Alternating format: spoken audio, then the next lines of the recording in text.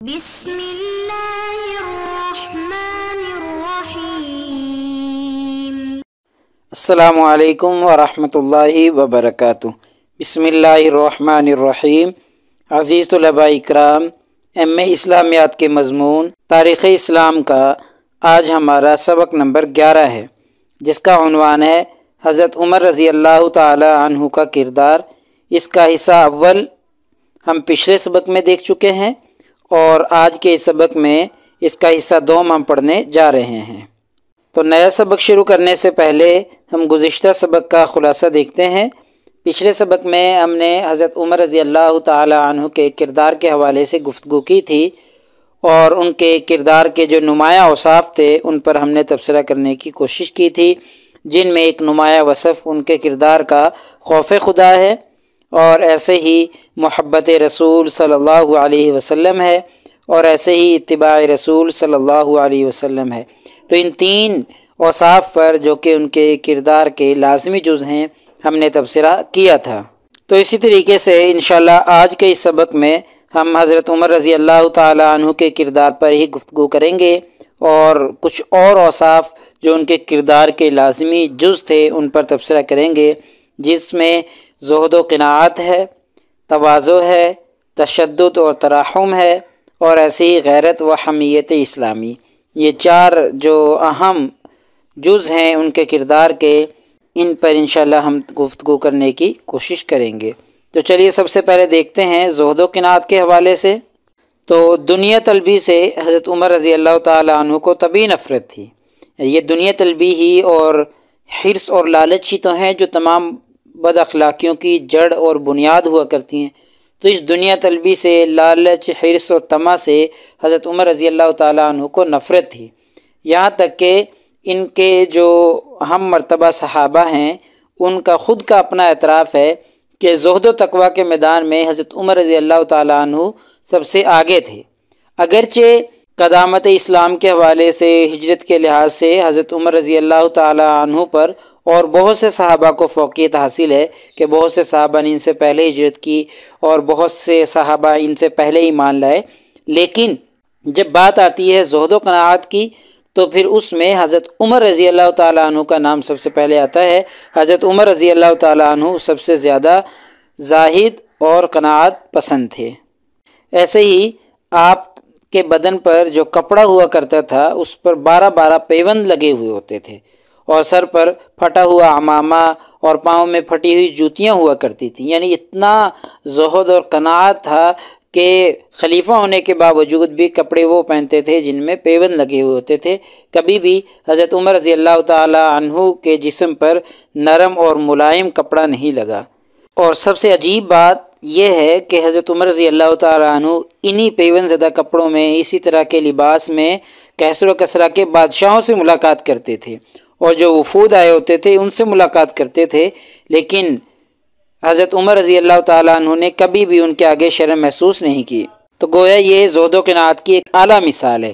مسلمانوں کو شرم محسوس ہوتی تھی کہ ہمارے امیر المؤمنین اس طرح کے کپڑوں میں وفود سے ملاقات کر رہے ہیں اور سفیروں سے مل رہے ہیں، لیکن کون ہے جو حضرت عمر رضی اللہ تعالیٰ عنہ کے آگے بول سکے اور ان کے آگے زبان کھول سکے؟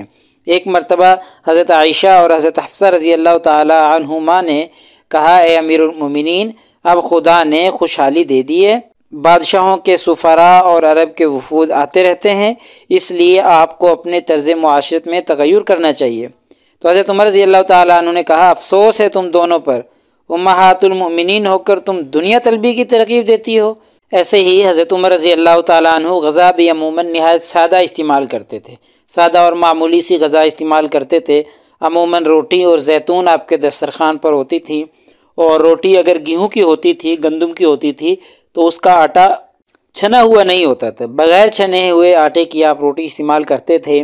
اور اکثر مہمان اور جو سفیر آئے ہوئے ہوتے تھے ان کو آپ کے ساتھ کھانا کھانے میں تکلیف ہوتی تھی۔ کیونکہ آپ کی غذا جو تھی وہ سادہ ہوتی تھی، اور جو مہمان اور سفراء آئے ہوئے ہوتے تھے وہ لذیذ اور نفیس کھانے کھایا کرتے تھے، تو اس لیے ان کے لیے یہ امر مشقت کا ہوتا تھا کہ وہ سادہ غذا کھائیں، کیونکہ وہ سادہ غذاؤں کے عادی نہیں ہوتے تھے۔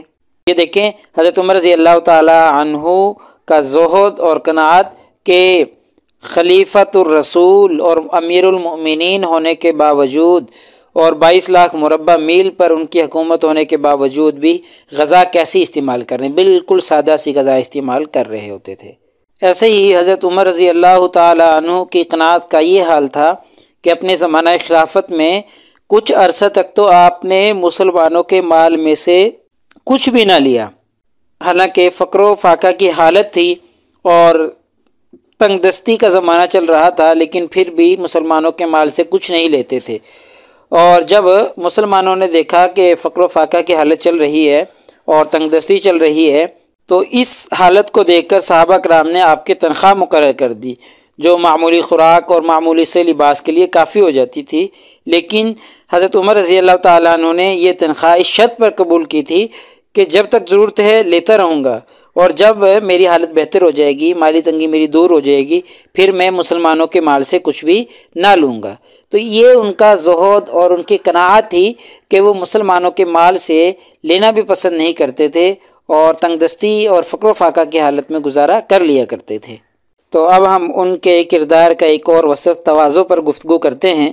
تو حضرت عمر رضی اللہ تعالیٰ عنہ کی عظمت اور ان کی شان و شوکت اور ان کے رعب اور دبدبہ کا ایک طرف تو یہ حال تھا کہ ان کے نام سے ہی کیس و کسرا کے ایوان ہل جایا کرتے تھے اور وہ لرز جایا کرتے تھے، اور دوسری طرف ان کی تواضع اور خاکساری کا یہ عالم تھا، یہ حال تھا کہ اپنے کندھے پر مشک رکھ کے بیوہ عورتوں کے لیے پانی بھرتے تھے اور مجاہدین کی بیویوں کا بازار سے خود سودا لا کر دیا کرتے تھے، اور جب اس خدمت سے تھک جایا کرتے تھے تو مسجد کے گوشہ میں خاک کے فرش پر لیٹ جایا کرتے تھے۔ تو یہ ان کی تواضع کا عالم تھا۔ لیکن اگر شان و شوکت اور رعب اور دبدبہ دیکھیں تو ان کے نام سے ہی شیطان بھی بھاگ جاتا تھا اور کیسر و کسرا کے جو بادشاہ تھے وہ کانپ جایا کرتے تھے۔ تو ایسے ہی آپ کو اکثر سفر کا اتفاق رہتا تھا، تو شام کے سفر کے موقع پر آپ کی حالت یہ تھی کہ آپ نے معمولی سا لباس پہنا ہوا تھا، بے سر و سامانی کے عالم میں تھے۔ تو اس صورت میں امیر المؤمنین کو مسلمانوں نے دیکھا تو انہوں نے کہا کہ امیر المؤمنین کو اچھا گھوڑا دے دیا جائے ترکی نسل کا، اور پہننے کے لیے قیمتی لباس پیش کیا جائے، تاکہ عیسائی جو ہیں وہ معمولی لباس میں دیکھ کر امیر المؤمنین کی عزت کو ہلکا نہ سمجھیں اور ان کا رعب اور دبدبہ عیسائیوں کے اوپر بیٹھ جائے۔ تو جب یہ ترکی گھوڑا اور قیمتی لباس حضرت عمر کی خدمت میں پیش کیا گیا تو آپ رضی اللہ تعالیٰ عنہ نے فرمایا کہ خدا نے ہم کو جو عزت دی ہے وہ اسلام کی عزت ہے، اور ہمارے لیے یہی کافی ہے، ہمیں پھر لباس کی اور گھوڑوں کی عزت کی ضرورت نہیں ہے، جو اسلام نے ہمیں عزت دے دی ہے وہ ہمارے لیے کافی ہے۔ تو دیکھیں تواضع کا یہ حال تھا کہ عیسائیوں سے مل رہے ہیں اور عام معمولی سے لباس پہنا ہوا ہے۔ ایسے ہی ایک دن حضرت عمر رضی اللہ تعالیٰ عنہ صدقہ کے اونٹوں کے جسم پر تیل مل رہے تھے، تو کسی نے دیکھا کہ امیر المؤمنین یہ کام کر رہے ہیں، تو وہ شخص کہنے لگا کہ امیر المؤمنین یہ کام کسی غلام سے کروا لیتے۔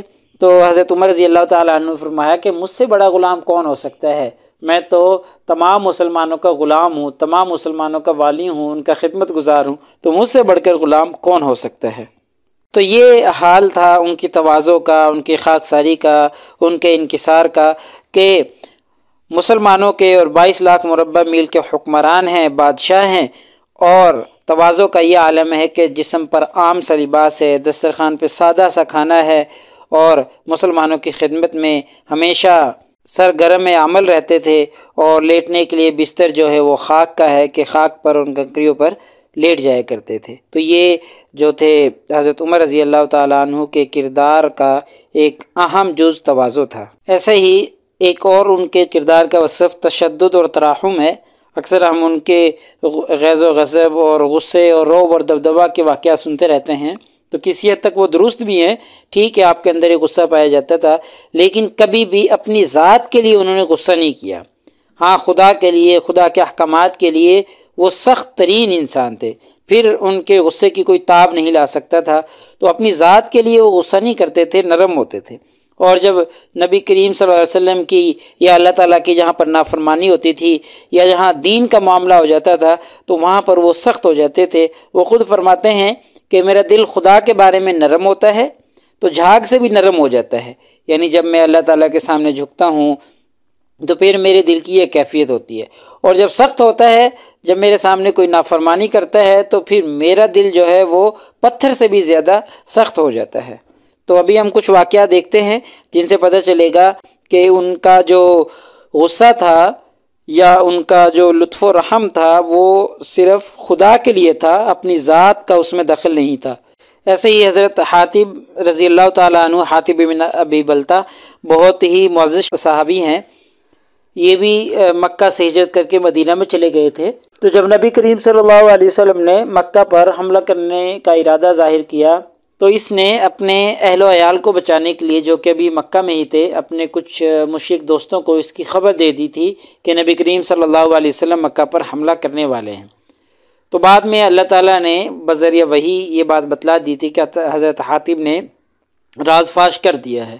تو حضرت عمر رضی اللہ تعالیٰ عنہ کو جب یہ معاملہ پتہ چلا تو نبی کریم صلی اللہ علیہ وسلم کی خدمت میں حاضر ہوئے اور حاضر ہو کر فرمایا کہ یا رسول اللہ، مجھے اجازت دیجیے کہ میں حاتب بن ابی بلتہ کا سر قلم کر دوں کہ انہوں نے نبی کریم صلی اللہ علیہ وسلم کا ایک راز فاش کیا ہے۔ تو اب دیکھیں یہاں پر جو غصہ ہے، غیظ و غضب ہے، وہ اپنی ذات کی وجہ سے نہیں ہے بلکہ وہ اسلام کی وجہ سے ہے کہ اور نبی کریم صلی اللہ علیہ وسلم کی نافرمانی کی وجہ سے ہے۔ تو ایسے ہی بے شمار واقعات ہیں جن سے معلوم ہوتا ہے کہ حضرت عمر رضی اللہ تعالیٰ عنہ کا غصہ جو ہے وہ بے جا نہیں ہوا کرتا تھا، بجا ہوا کرتا تھا، وہ دین اسلام کی خاطر ہوا کرتا تھا۔ تو ایسے ہی ان کے کردار کا ایک اہم وصف غیرت اور حمیت اسلامی بھی تھا۔ حضرت عمر رضی اللہ تعالیٰ عنہ ایک غیور انسان تھے اور یہ غیرت ان کے اندر بالطبع پائی جاتی تھی، فطرتاً ان کے اندر یہ غیرت اور حمیت پائی جاتی تھی۔ تو آیت حجاب نازل ہونے سے پہلے عربوں میں جو پردے کا رواج تھا وہ کوئی خاص نہیں تھا، یعنی یوں سمجھ لیں پردے کا رواج ہی نہیں تھا، یہاں تک کہ خود ازواج مطہرات رضی اللہ تعالیٰ عنہن بھی پردہ نہیں کیا کرتی تھی۔ تو حضرت عمر رضی اللہ تعالیٰ عنہ کی غیرت اس کو گوارا نہیں کرتی تھی اور وہ سوچتے تھے کہ یہ بے حجابی صحیح چیز نہیں ہے، وہ اس کو نہایت ناپسند کرتے تھے۔ تو بار بار رسول اللہ صلی اللہ علیہ وسلم سے التجا بھی کیا کرتے تھے کہ آپ صلی اللہ علیہ وسلم کی ازواج مطہرات کو پردے کا حکم دیا جائے۔ آپ صلی اللہ علیہ وسلم سے کہتے تھے کہ آپ ان سے کہیں پردہ کر لیں۔ تو آپ کی اس خواہش پر ہی اللہ تعالیٰ نے آیت حجاب نازل فرما دی تھی۔ تو آپ غیرت کا اندازہ لگائیں کہ حضرت عمر رضی اللہ تعالیٰ عنہ کی غیرت جو گوارا نہیں کر رہی تو اللہ تعالیٰ نے بھی اس چیز کو گوارا نہیں کیا۔ تو یہ کچھ اوصاف تھے جن کا ہم نے تذکرہ کیا ہے جو حضرت عمر رضی اللہ تعالیٰ عنہ کے کردار کے لازمی اجزاء تھے، ان پر ہماری گفتگو ہو گئی ہے۔ تو لہٰذا ہمارے آج کے اس سبق کا خلاصہ نکلا کہ آج کے اس سبق میں ہم نے حضرت عمر رضی اللہ تعالیٰ عنہ کے کردار پر گفتگو کی ہے۔ ان کے کچھ اوصاف کا تذکرہ ہم نے پچھلے سبق میں کیا تھا اور کچھ اوصاف کا تذکرہ آج کے اس سبق میں کر لیا ہے۔ تو آج کے اس سبق میں جو اوصاف ان کے کردار کے ہم نے پڑھے ہیں وہ زہد و قناعت ہے، تواضع ہے، تشدد اور ترحم ہے، غیرت اور حمیت اسلامی ہے۔ یہ چار ان کے کردار کے اہم اور لازمی جو اوصاف اور اجزاء تھے ان کا تفصیلی تذکرہ ہم کر چکے ہیں۔ تو پیپر میں پوچھے جانے والے سوالات سے متعلق اگر ہم گفتگو کریں تو ایک یہی سوال ہے کہ جی حضرت عمر رضی اللہ تعالیٰ عنہ کے اخلاق اور ان کے اوصاف کا تذکرہ کریں، اور ایسے ہی حضرت عمر رضی اللہ تعالیٰ عنہ کے کردار پر نوٹ لکھیں۔ تو یہ دونوں سوال جو ہیں آج ہمارے اس سبق میں مکمل ہو گئے ہیں۔ کچھ اوصاف، کچھ اخلاق کا تذکرہ ہم نے پچھلے سبق میں کیا تھا اور 4 اوصاف کا تذکرہ آج کے اس سبق میں ہم نے کیا ہے۔ تو اس طریقے سے یہ سوال ہمارے پورے ہو گئے ہیں۔ تو اگلے سبق نمبر 12 میں انشاءاللہ ہم اسی ترتیب سے آگے چلتے رہیں گے اور حضرت عمر رضی اللہ تعالی عنہ کے کارہائے نمایاں پر گفتگو کریں گے۔